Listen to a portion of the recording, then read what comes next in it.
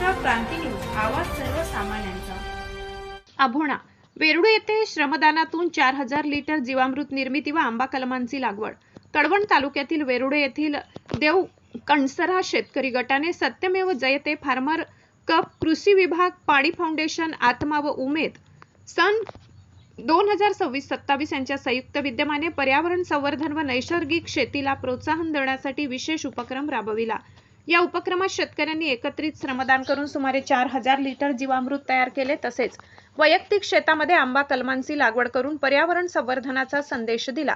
या कार्यक्रमात तालुका कृषी अधिकारी वाल्मिक प्रकाश साहेब यांच्या मार्गदर्शनाखाली सहाय्यक कृषी अधिकारी रोहिणी कुवर व बीटीएम राहुल जोपडे आणि कृषी मेंटर जगन्नाथ गावित यांनी उपस्थित शेतकऱ्यांना नैसर्गिक शेती, जीवामृताचा वापर तसेच रासायनिक खतांचा कमी वापर करून नैसर्गिक शेतीकडे वाटचाल करण्याचे मार्गदर्शन केले। यावेळी शेतकऱ्यांनी नैसर्गिक शेतीचा स्वीकार करून पर्यावरणपूरक शेती पद्धती अवलंबण्याचा निर्धार व्यक्त केलाय। हा उपक्रम शेतकरी कृषी विभाग आणि सामाजिक संस्थांच्या संयुक्त प्रयत्नातून यशस्वीरित्या पार पडला। महाराष्ट्र क्रांती न्यूज साठी प्रतिनिधी देवेंद्र ढुमसे, अभोणा, कळवण। अशाच नवनवीन बातम्या पाहण्यासाठी आमच्या महाराष्ट्र क्रांती न्यूज या YouTube चॅनलला लाईक करा, सबस्क्राईब करा आणि बेल आयकॉनला प्रेस करा।